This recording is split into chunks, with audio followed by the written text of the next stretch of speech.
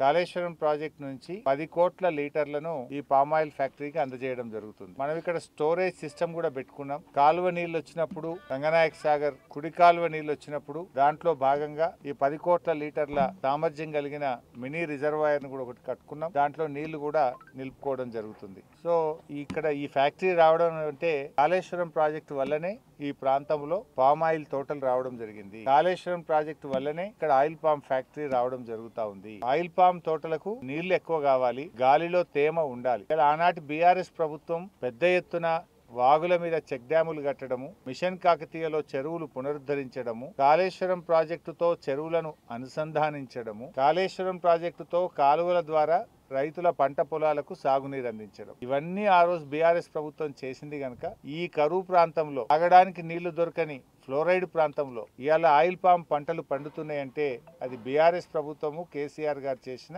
కృషి.